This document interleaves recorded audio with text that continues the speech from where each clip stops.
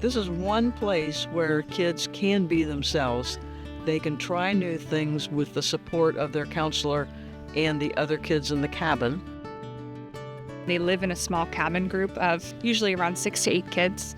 An advanced sale for older kids, they're bigger groups up to 14. They kind of do everything with that small cabin group. So they really get to know each other. They get to know their counselor as well. It's a really good bonding opportunity. It's a really self-fulfilling cycle of just wonderful people that come in and learn all these great skills and be more confident in themselves. And then they return that back to those new kids. It's just a big, wonderful cycle of giving back. Camp was started in 1928. I started off at Camp Wyandot as a camper at the age of 7, and that started my love for Wyandot. My family has been coming here for a few generations. I believe I'm a 4th generation camper, which is really special to me in my experience. My family originally started sometime in the 30s, and my mom was a camper, and her parents, my grandparents, helped to build the facilities. I think kids forget how to be bored, and I think that they forget that there are things going on around them outside of that little screen, and it's really cool to come here and see them connect with each other and also us and with the world around them without having that screen in between us.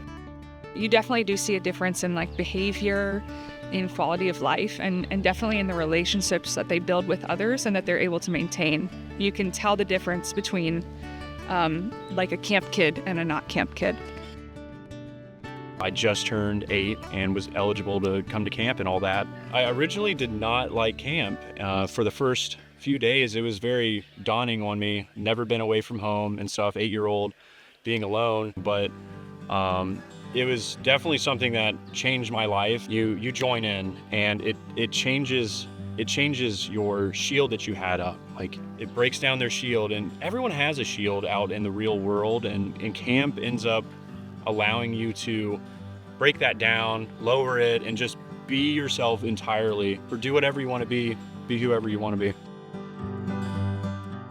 We have so many wonderful alumni that have been here generations ago, and they still come around, they still donate, and they're wonderful, and they are really our lifeblood. We really are lucky to have them. Funding from donors really helps us out because it helps the staff, the counselors, and all sorts of our staff to be able to do our jobs better and easier. Whenever someone's announcing and oh, we got new things for this, or we were able to get new things here, it's always this drastic improvement. There's never a small improvement. All of them always feel so massive and so helpful every single time.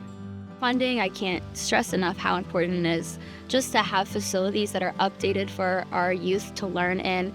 Our nature cabin, it's really awesome to have new materials in there and have the kids go in and experience new things and having a physical structure for them to do those things in. Obviously, basic necessities like the bathrooms, those are probably the things that have changed the most over the years, just to keep everyone comfortable and keep things clean. But I would say the funding really shines through in our materials that we use for the campers. So we have Mora knives that we use for knife safety. We have compasses that we use for orienteering.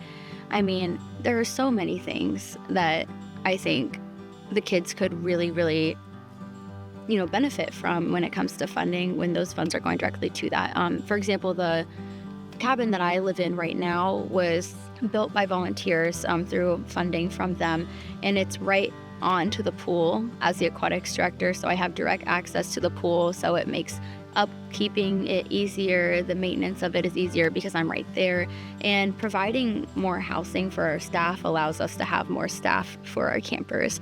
So I think funding is really, really important, and it also funding for things like this video, we are, broadcasting why it's so important to have kids in nature, and without funding for things like that, we couldn't get the word out and explain why it is so important to have kids in the outdoors and to reconnect them to nature.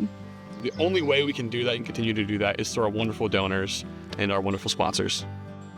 I can't stress how important it is that we have places like this, and I think this is the best of them all. The physical camp itself, I mean, people come and go, but the camp itself has some magic. I hope it's here long after I'm gone.